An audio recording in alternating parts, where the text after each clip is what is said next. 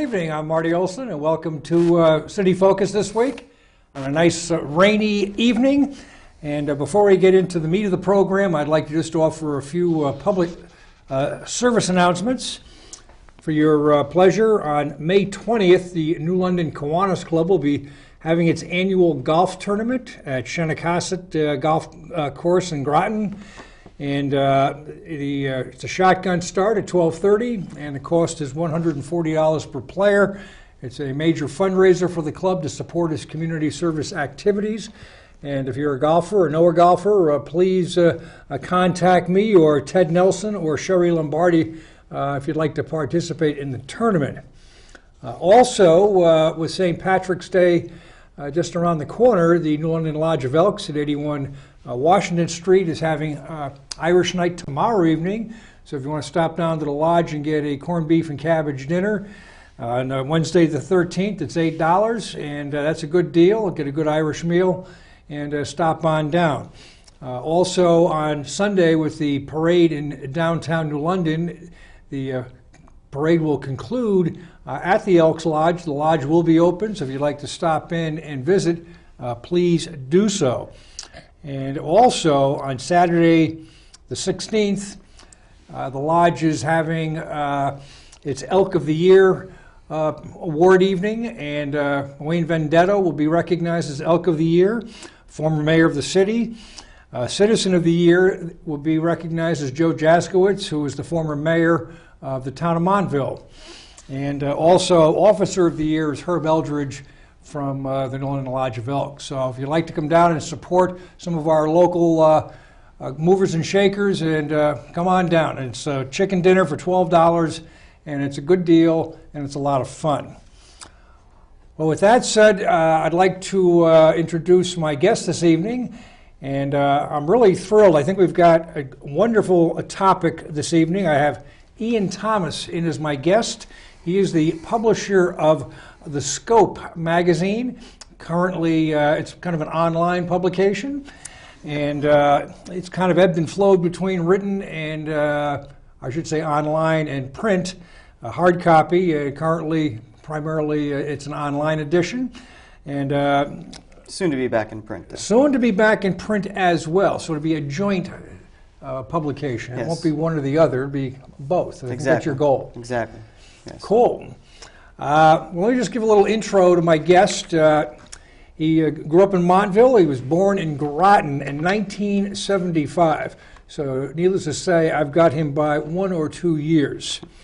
His father was in the Navy, and his mom was a teacher. Went to high school on Fisher's Island and graduated in 1993.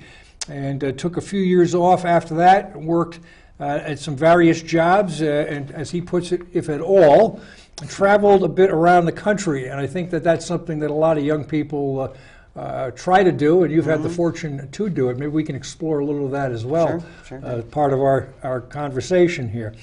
Tried college in 1996 and found that it was not really his cup of tea, and he went got a job on a schooner in 1998 and worked in the traditional sail industry for a little over 10 years. Earned his master's license and served as a mate and captain on a number of vessels traveling up and down the East Coast, the Caribbean, and the Great Lakes. And during one of his visits home, Ian discovered the Scope magazine and began to write for them while continuing to work on boats. He decided to return to school and finish his degree in 2008. And while ashore, grew interested in various aspects of community activity and became the managing editor of the magazine. He graduated from Avery Point with a bachelor's in English and American Studies in 2011. Since then, he's been working on a few boats while also substitute teaching in New London while experimenting with ways to get the magazine operating sustainably. And recently has decided to take an extended hiatus from boats and focus primarily on the magazine while teaching as a means to pay the bills. And I've got to tell you, when I saw this, I felt like I had a kindred spirit here, because as a young man out of high school, I did Northeastern for a couple of years in Boston, and withdrew and took a long sabbatical, 16 years to be exact, before going back to school at Mitchell College. Nice. And getting an associate's degree, and then to Conn with a bachelor's, and then to RPI with a master's degree. But having that break and kind of, I think, that maturity to, when you do it on your own, it has a lot more meaning, I think. Indeed, indeed, indeed. And in fact, one of my favorite ways to describe my first foray into college was that I learned two things. Initially, when I went to college, I was attempting to get a coastal studies degree, which is a science-based degree. So it was very heavy in the calculus and the chemistry. And so I learned two things the first time I went to college. And one was that you can go back anytime you like. Going to Avery Point initially as well as when I finished. Being a branch campus, there's a large age range, especially in the freshman and sophomore years. And I noticed that the older students who had been out in the world a bit were far more focused and committed to their studies. And that left an impression on me, even at age 21. Even though I had taken a few years before I tried it, it still wasn't a good time for me. Mm-hmm. And the second thing I realized was that I was not a scientist, and I should let go the heavy math and the chemistry and all that. So I decided that if and when I went back, I would focus on a liberal arts degree and follow my passion, which is the written word, primarily. Very good. Again, folks, as we are always here on City Focus, we're live tonight. So if you would like to call into the program, we would encourage you to do so. If you have any thoughts or questions, please do locally at 860-440-3154. Or if you're outside of the local area, you can reach us at 1-800-253-2285. Let's look at the scope. What is the mission of your periodical? Well, the mission, best stated now in this incarnation, would be to serve. Well, our phrase that we have on the business cards and our sort of masthead is serving as a speed bump on the road to Armageddon since 2002. One of the things we always try to focus on is highlighting voices that don't get access to other media sources for whatever reason. That may be somewhat what people perceive as fringe elements, or heavily critical of the current paradigm that we live in, or the government, the administration. We also like to encourage and highlight things that are sustainable and local based. Local independent businesses often find themselves getting short shrift in major media outlets as corporations, multinational corporations and national chains are able to buy in with more weight. A lot of publications out there that seek that advertising revenue tend to avoid anything that may be critical of those corporations or chains' behaviors in regards to workers' rights, in regards to environmental justice, and things of that sort. And one of the things that we've always focused on with the magazine is to not be afraid to take shots at the king, so to speak. When you say the king, are we looking at, excuse me, the local government or local business, or are you looking at something state or national? We look at international. What's your originally focus? It might be best. The mission statement now is to connect the dots of the local economy and the local ecology, and there's a lot of good action in this area that is all happening, but it doesn't really get a lot of attention. We have nonprofit entities that are working to kind of reverse some damaging behaviors by large multinational corporations and national chains that tend to get into regions and not necessarily care about what the after effects are of their footprint. Mm-hmm. So, yeah, originally the paper started as a protest paper against the Bush administration. But over the years has evolved into trying to empower the local independent businesses and empower people to think locally, but also consider how their actions locally fit into the global network. Good. And the country as a whole. Okay. We got a call. All right. Good evening. You're on the air. Hi, thanks for taking my call tonight, Martin and Ian. Thanks for coming on that show tonight. I definitely believe in the think globally and act locally concept. I think it's a great idea. I wish more people would, adhere to that philosophy. But I'm calling tonight in regards to something that I think has been neglected and I guess more or less overlooked. Let's put it that way to be kind. I'm driving in my car the other day, and I'm heading down Shaw Street, and I'm driving in between Minor and Alexander's, and I'm going towards the old Captain Scott's, restaurant down on the waterfront, and I noticed blight, and I'm just curious about the blight that's in New London. Why it never seems to go away.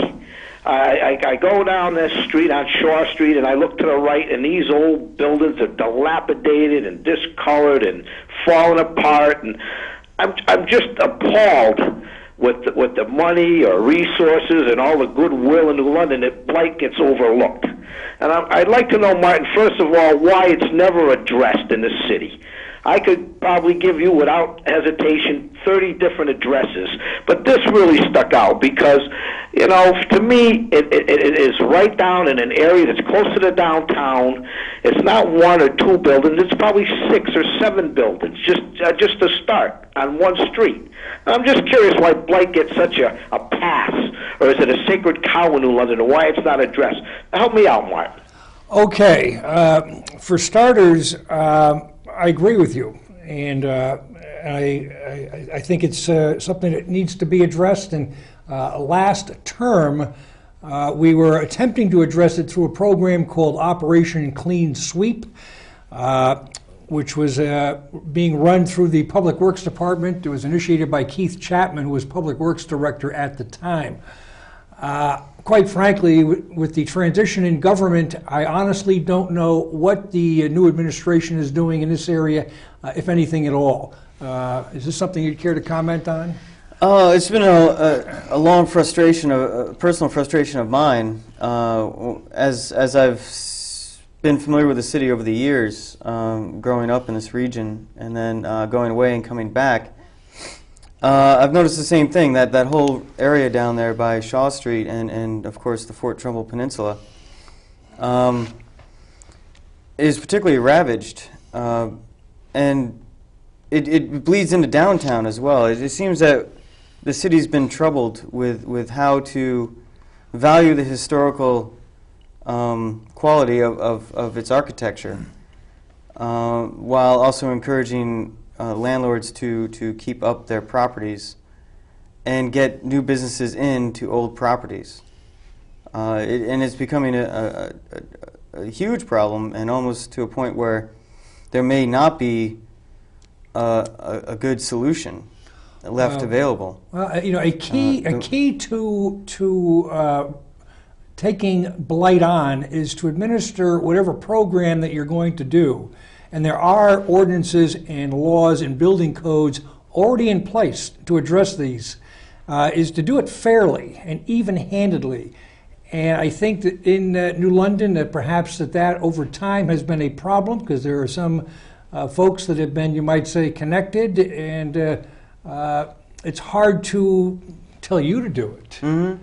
or tell me to do it, or perhaps our caller, if we are not going to address it uniformly across the board. Indeed. Well, you know, indeed. it seems to me, Martin and Ian, if I may, I go to Mystic, I don't see any blight. I go to Niantic, there's no blight. It seems to me that the problem with New London and other municipalities is if you want to kill a project, just study it to death. It seems like once you get the studies going, that's the end of the project. Nothing else is going to happen. And I'm just curious, Ian, especially because you have a media outlet with your publication. You should definitely address this, because I'll tell you what, it's nothing worse than having friends or family come down and you want to show them New London and you have to go and see this blight which has been there forever. I don't understand if it's a tax problem. To me it's a taxing problem, because people I would not want to invest when I see blight. I open my window or open my door and I see a building falling down, and it just, with all this eminent domain, it didn't get rid of the blight. And I'm just surprised how nothing has ever changed in that area. And it's appalling. If the administration's worried about, let's put it this way, the behavior of their politicians up in Hartford takes precedence over what's really troubling the people, we're in trouble, okay? I don't care what anybody says. We have to step up, and people have to finally bite the bullet and do the right thing here, because it's definitely a sore eye for the city of New London, and you guys definitely agree with me, and we're all appalled and disgusted with the way it looks down there. So I want to thank you for taking my call, and when I read your publication, Ian Thomas, I want to see something about New London's blight problem, because I'm telling you what, I look around, I don't see it in a lot of other towns with a blight problem like we have, and we're only 6.3 square miles. We got enough blight to support a 20-mile radius city. I mean, thanks for taking my call, fellas, and I'm sure glad to talk to you. Thank you very much for the call, and it was a very important topic. Indeed. I'd like to follow up on it. Like that challenge he extended, I think actually to both of us in different ways. Yeah. No, actually, that's something that's been on the radar of the scope for a while. We haven't. I think we've had a piece that appeared a while back. I would struggle to remember which issue, but we do have one of our contributors was a large advocate of the LVT program that was around. Contributor, I mean, as far as a writing contributor, and And I found that program interesting to look at as a great case in point of how things get frustrated perpetually in this city by various interests, and what I could best put in the analogy of cafeteria table politics, where it seems like certain power wedges kind of hold on to their bits of power and really just kind of jockey back and forth for their little slice of the pie, but in the end the city loses, because as I've heard other people describe it, it was like a rowboat with 8 different oarsmen paddling at different times, so you really go nowhere. Now, while I'm not necessarily going to advocate for the LVT program, the Land Value Tax Program, what that program was attempting to institute was, rather than attaching the value of taxation, the value of a piece of property to the, or I guess the taxed value of the property would not be attached to the quality of the land value tax would tax the land. Right now, you're taxed on the building. Yes, tax the value of the land, not the value of the building. Because right now, like the way it is actually kind of a regressive tax, where the more you improve your building, the more you improve the quality and the value of the building, the more you get taxed on it. So it's almost a penalty for improvement. Whereas the LVT program would have reversed that in philosophy, and would have been more of a penalty to those who did not improve their building. If I understand it correctly. Well, in a very broad sense, it's a passing grade, but there's a bit more detail. I'm less than supportive of the LVT. Yeah. But I don't know if we want to debate that this evening, right. or promote the scope. Yeah. As far as like the general concept, though, I think that's what yeah, I don't want to necessarily get into the technicalities of that either, because that turned out to be a pretty contentious issue. But the philosophy of it, the underlying philosophy of it, I think the key to resolving the blight issue is finding a way to put an economic incentive behind improvement, and put an economic penalty behind negligence. Yeah, well, that's where this Operation Clean Sweep was designed to do. And again, I don't know if the current administration is currently doing that program. It ran for 2 years. And in essence, the PW, or Public Works Department, would do a site inspection from the street. They weren't going on private property. And citing people, and they would be notified and asked in a voluntary sense to clean up their property of these particular violations. As a matter of fact, I had a property, I got cited the year I was mayor, and I didn't have numbers on the house. Right. So I put, 188 Gardner Avenue, so put it on the out front so that it could be identified.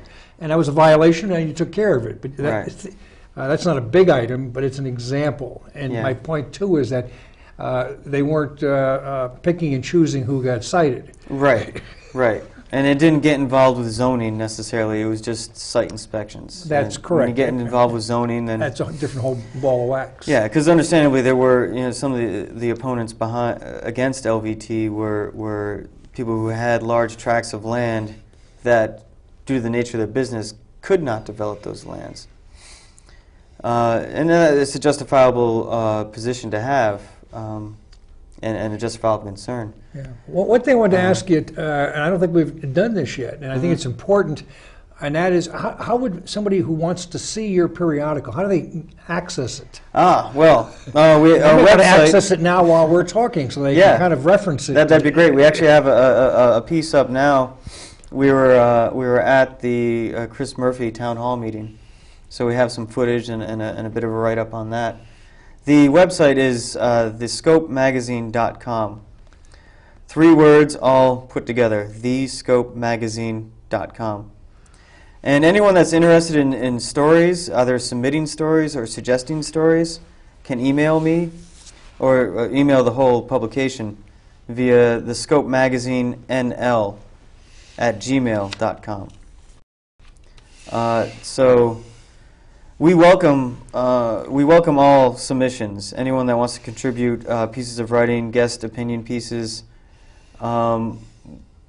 We encourage the idea of citizen journalism. If someone has something to say, we'd like to hear it. And that said, let me ask. Who is your competition? Is it The Day? Is it New London Patch? I would say National Review, Time Magazine. It could be all of them, from a certain point of view. But primarily locally here, one of the reasons I've chosen to stay on with the Scope and try to make it work as a sustainable business is because I was approached by a number of people in the community who expressed grave concern with what they perceived as a filter on the Patch and on The Day that restricted certain points of view from getting a good spotlight on them, or a deserving spotlight to be kind of filtered and managed to these people. And myself as well, a certain coverage I find very curious in both those publications. And not to disparage anybody, it's just the nature of the business. Yeah, I mean, just to try to put an analogy out there, excuse me, would you kind of look at yourself as being like the hygienic art show of journalism? Kind of an open forum where almost, I won't say everything goes or anything goes, but your freedom of expression may be a bit broader than what you'd see in the day paper or Patch. Right. Yeah, I would say that would be a fair analogy. The name The Scope carries with it that idea of the full scope of something. And while we don't say it's open forum completely, because we do have to be mindful of issues like concerning hate speech and things like that. We don't want to open ourselves to vindictive behavior for the sake of being vindictive. What we try to champion is the civil, articulate exchange of ideas. And I like to see it as creating a mosaic of opinions and perspectives. And really, like, there's more to us than just journalism. You know, we're not necessarily just the upstart critical political voice. I mean, that's always been a strong element, and that was the inspiration behind the magazine. But there's also always been a strong cultural element to the magazine as far as art and music go. You know, our covers, this is an example of one of the print editions. You know, we tend to feature local artists. We usually always have a feature piece on local artists, and we try to make an engaging cover. So trying to kind of capture everything, you know, the political and concerns, and the economic concerns, and the government issues. That's part of life, and we like to kind of capture all that.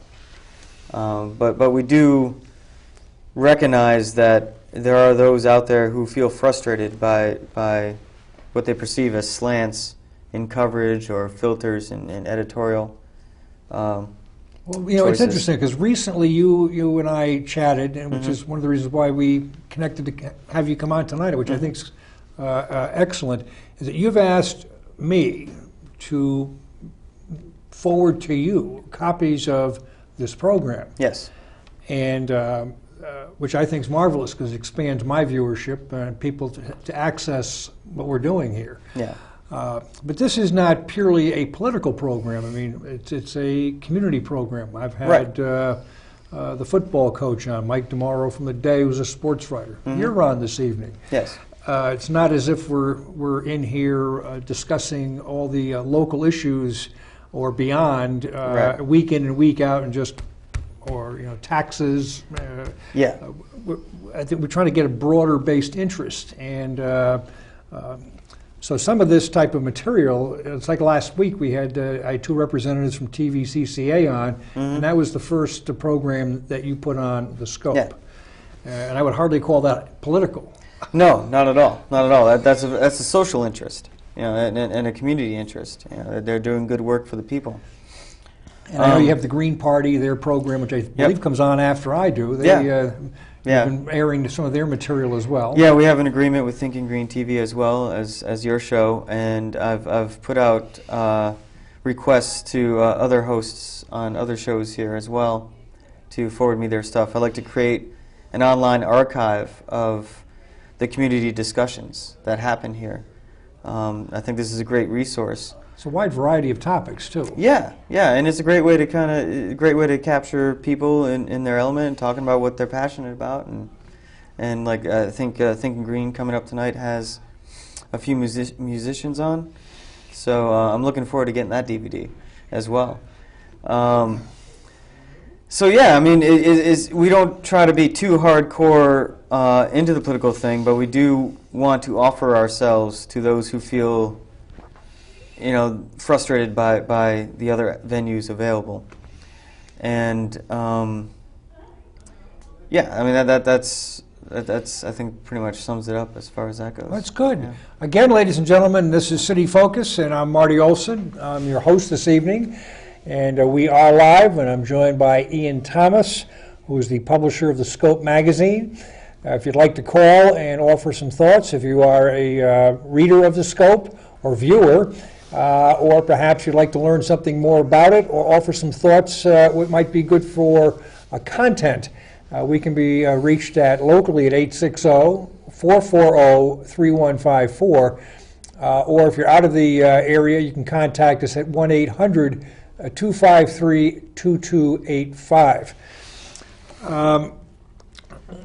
In regards to issues, news, is there a need to be accurate, or can your contributors contribute almost like blogs, which is almost anything? We do have a blog section on the website. So yeah, we do try to differentiate between news pieces and blog pieces and opinion pieces and label them as such. Yeah, again, like I am as editor-in-chief, I am mindful of out and vindictive language that it is not, doesn't seem to advance the conversation. But if someone has a frustration, then we're open to hearing that, and I'm more than happy to work with somebody. If a piece is pretty solid, but I'm concerned about a couple phrases, I'll respond with them and interact and be like, well, you know, this one I'm concerned. You're saying something that, you know, may or may not be libelous. Mm-hmm. But to them or to you? I mean, do you fall underneath the the First Amendment, freedom of speech or freedom of press? Yeah, I think so. So that I mean, we are a press entity, so we do fall underneath that. But yeah, I mean, we do have some pretty out there opinions showing up there on our blogs, and not out there from like, you know, logical point of view, but it is, you know, veering from the mainstream idea of how things are happening, and we do welcome that because I think that's part of the mosaic. Yeah, I think that what you're trying to accomplish here is special, and I hope that you enjoy success. Well, thank you. Especially that, and I think this is important for people to understand, competition breeds transparency and indeed. honesty, in government anyway. Yes, yes. And I think that's critical. I'm not sure if you're aware or not, but I served 2 terms on the New London City Council a long time ago, back between 1987 and 91. And at that time, our council meetings were covered by The Day, by the Norwich Bulletin, Channel 26, which was a local TV station, WNLC, and 102.3 FM. I don't remember their call letters at the time. But we had a large contingent of media at all the council meetings and most of our committee meetings. Yeah. Now today you have Patch and you have The Day at council meetings. Dirk with the Patch is like he's everywhere. He's it's impressive the effort he puts out. He does work very, very hard. Yeah. And he reports. He doesn't editorialize, and I appreciate. I think that with his work in particular, Yeah. I'm not saying it's universal throughout Patch, but I like what Dirk puts out. Yes. Yeah. He's a solid reporter. Yeah, and that's what he's supposed to do. He's. Yeah. Well, one of the limitations with Patch, though, and again, it's not to disparage anybody, but Patch is a national operation. It's owned by AOL. Yeah, it's sponsored by AOL, so they have a parent company, and again, like what I'm trying to create with the scope, you know, from a certain point of view, might be perceived or could be described as perhaps the opposite of that model, where AOL kind of put out these seeds into all these communities and sponsors it, subsidizes it, essentially. I'm looking to build something from the ground up and spiderweb out, similar to the idea of microloans and community banking. You know, we're actively seeking sponsors and advertising to support the print edition and the website, so that this is rooted in the community. You know, it's a shared, it's a shared resource amongst all the local independent businesses. You know, I like them to see the value of having something here that's rooted here, because in the end, you know, if some sort of economic downturn takes a hit on AOL and they have to reconsider their costs, from what I understand, a number of the Patch operations are actually not viable unto themselves. You know, they depend on the national flow of revenue coming in to continue their operations. So, similar to, say, a Home Depot moving into a neighborhood and stomping on the mom and pop chains, mom and pop stores, and then when the economy grows bad, the Home Depot doesn't necessarily have stake in the community. So they just cut their losses wherever they have to. And in the end, you know, community could be left bereft of a place to get hardware supplies. And I see a danger in the patch in that. You know, it is a very thorough publication, but it's not rooted here. It covers here, but it's not rooted here. And I think, you know, the people that live here should have a publication, a local independent media source that is also rooted here as well.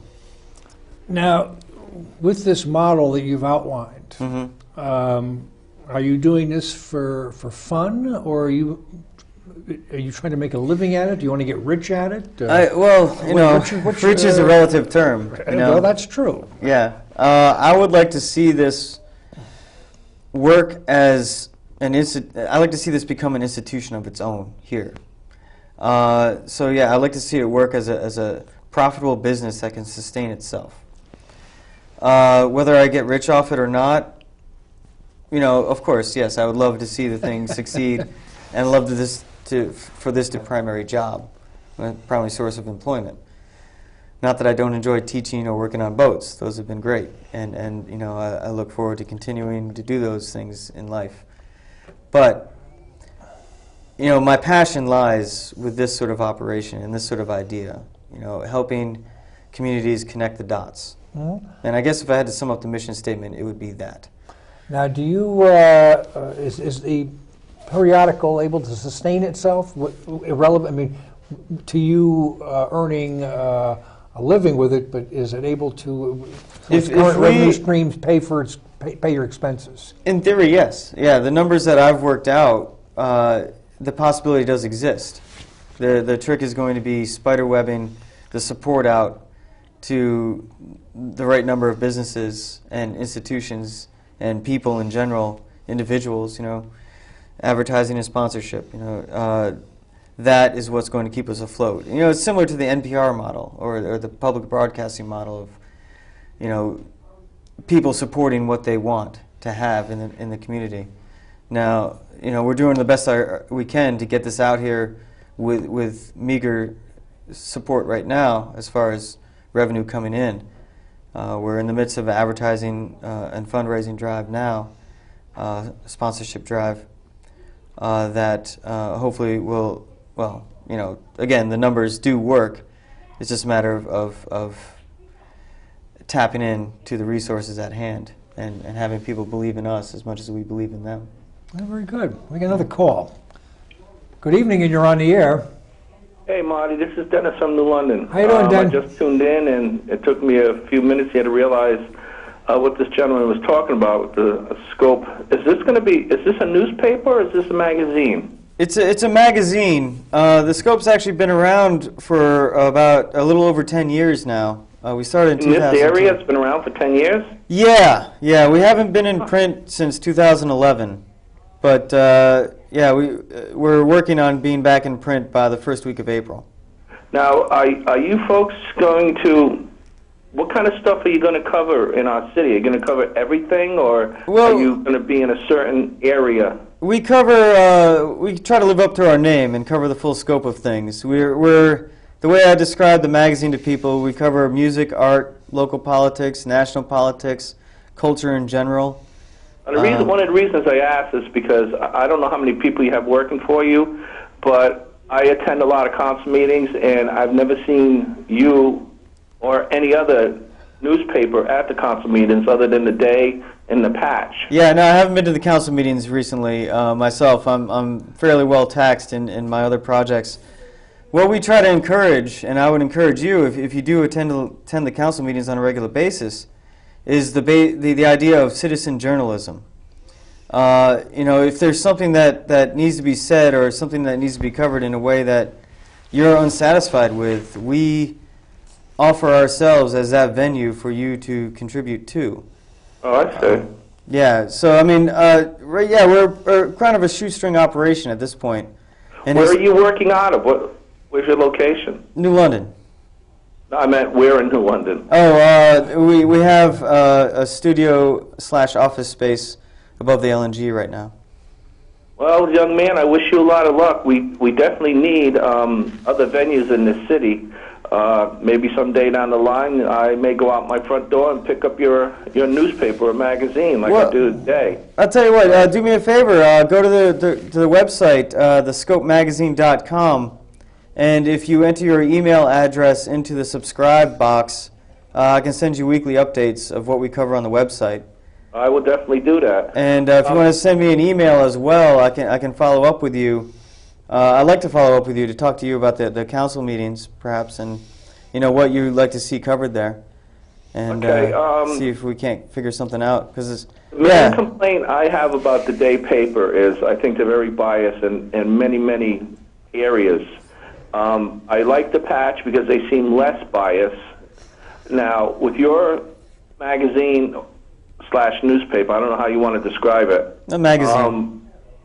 Are you going to be keeping a bias? I mean, are you going to tell us what's out there and let the people decide what they want to believe? That is my ultimate ambition.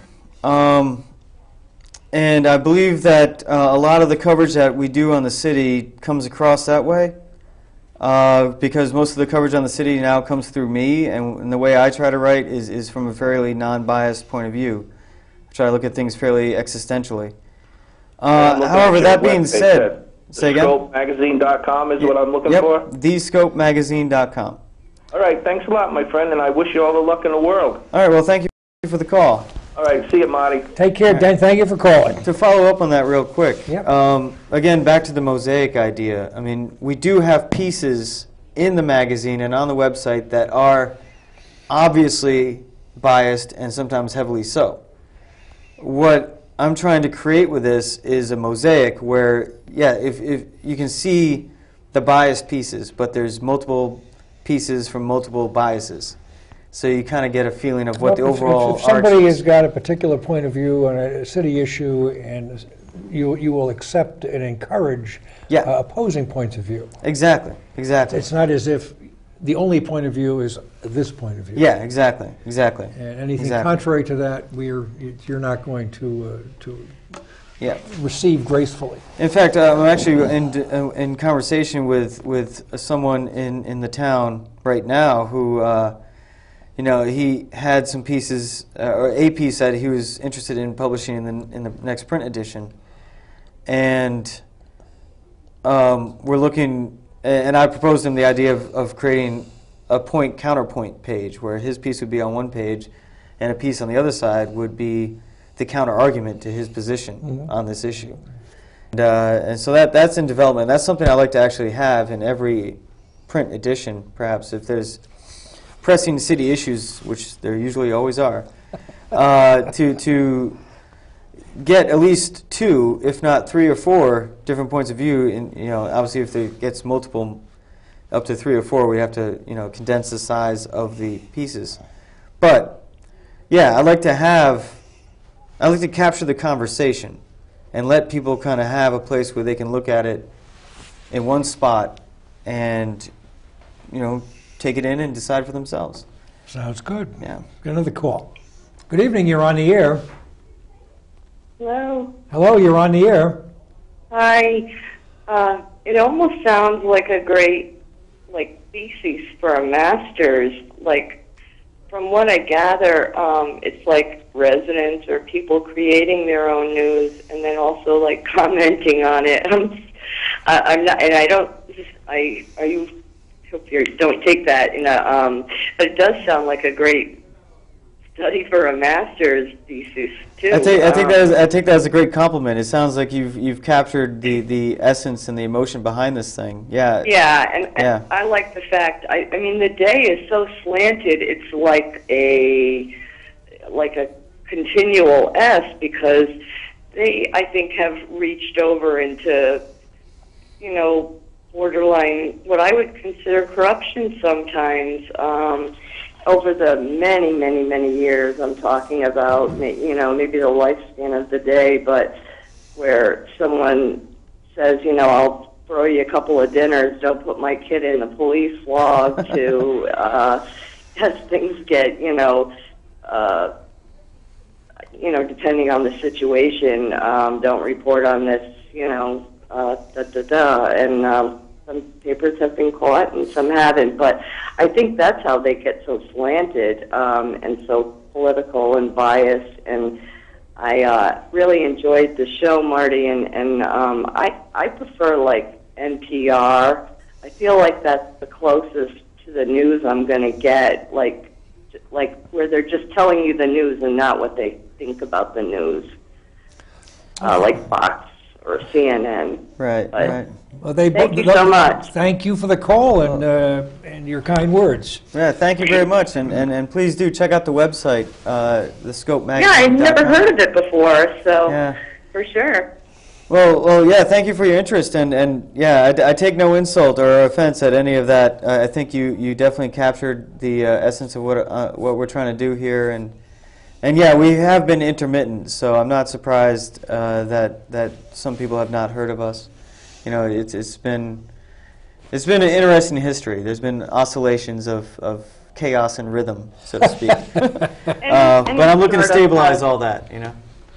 Say again? Any startup has that problem, and hopefully people will be forgiving. But I hadn't heard of this, so I'll definitely go online and check it out. And it definitely is a neat experiment in a way,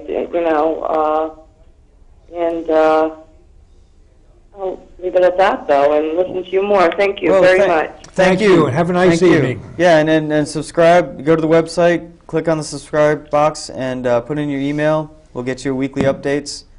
And feel free to email us direct if you have ideas for stories and or any other or contributions. You know, if you have submissions that you'd like to see published. Yeah. Now, a couple of questions I have. You know, with a hard copy, I would, and I hate to assume, but for conversational purposes, that you would like to have a regular publication, like whether it's once a week, once a month, whatever it may be.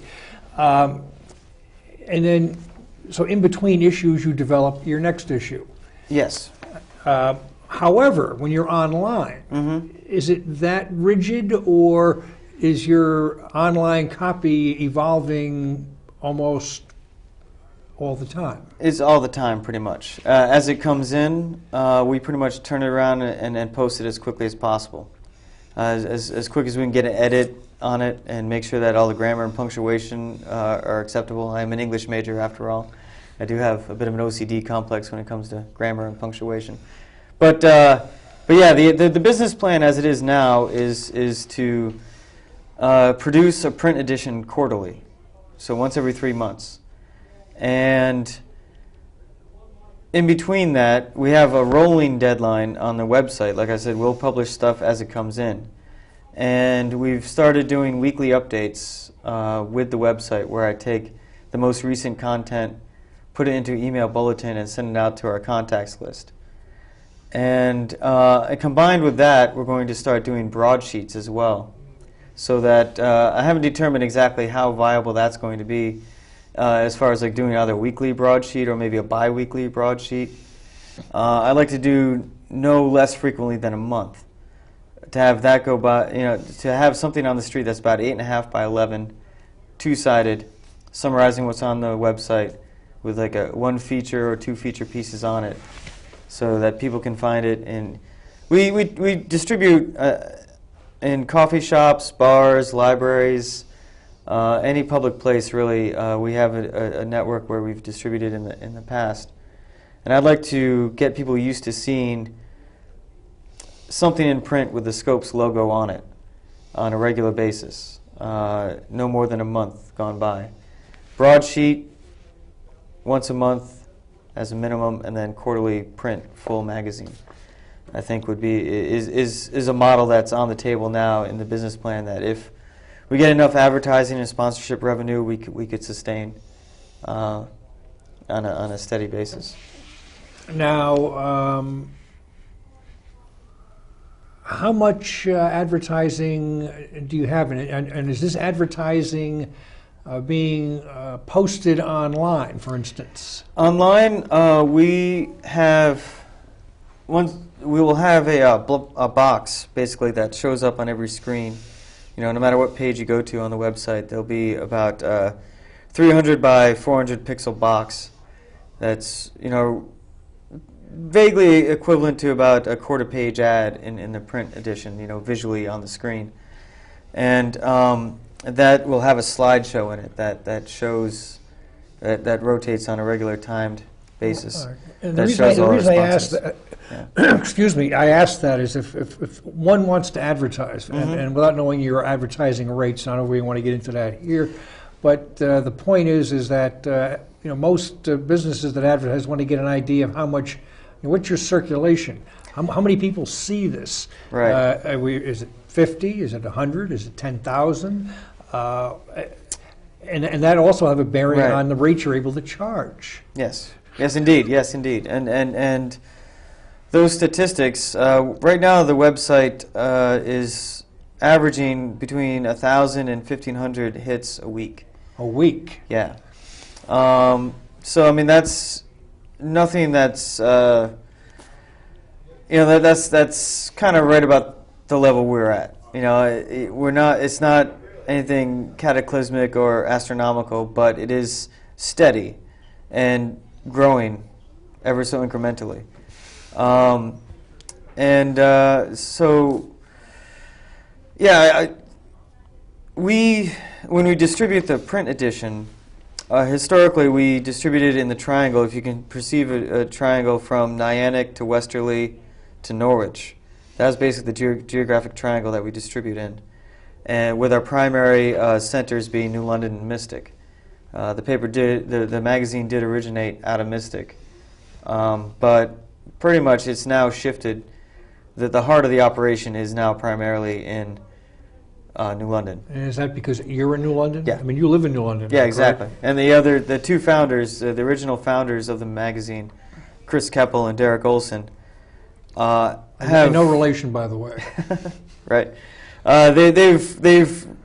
Their lives have evolved in such a way that they've retreated to essentially silent partners. They keep a loose tab on a loose finger on the pulse, but I don't consult with them on a regular basis. I'm making this plan up and kind of going with what makes sense to me, and the partners that I have now.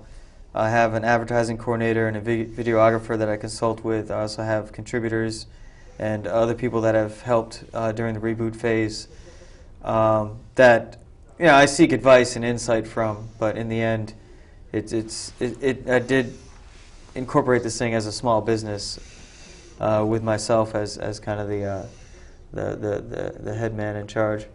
Well, it's been a fascinating conversation here this evening. I got to tell you, and we had some good calls tonight too. Yeah, I think that helped definitely. to interject some different perspectives and thoughts, and perhaps than you and I may have had when we came on the air. Before we sign off tonight, I'd just like to remind everybody that this tomorrow evening in particular is Irish night down at the New London Lodge of Elks, so you can get a corned beef and cabbage meal for $8. Come on down. And Saturday evening at the Elks Lodge is also the Elk of the Year program, which will be honoring Wayne Vendetto, Citizen of the Year Joe Jaskowitz, who's the former mayor of Montville, and Herbie Eldridge, who's the Lodge Officer of the Year. And Ian, it's been a real pleasure having you on tonight, and as things evolve, I think it would be good to get you back on to see how things are doing and hopefully improving. It's been really, I think, a good program tonight. Likewise. Thank you for having me, and I've had a great time. I've enjoyed the calls, and I thank everyone for their interest. And I encourage you all to go check out thescopemagazine.com, and if you're interested in submitting content or suggesting content, send an email to thescopemagazinenl@gmail.com. And especially if you're interested in advertising or sponsoring the magazine, definitely contact me. All support is greatly appreciated. Yeah. Now, for those folks who would be interested in watching this program, again, it'll be on the Scope. And how long will it take you to get that up and running? No more than a week. Hopefully less than a week, but that depends on my teaching schedule and how much homework I have to correct. Well, there you go. Yeah. All righty, folks. We want to thank you for watching City Focus tonight. And you can watch us again on the Scope in about a week. And also last week's program, and this is going to be, I'm hoping will be an ongoing weekly consideration, and I appreciate Ian's cooperation to keeping this program viable beyond our Tuesday night slot here on MetroCast. Well, I appreciate your content, and I appreciate your action in the community.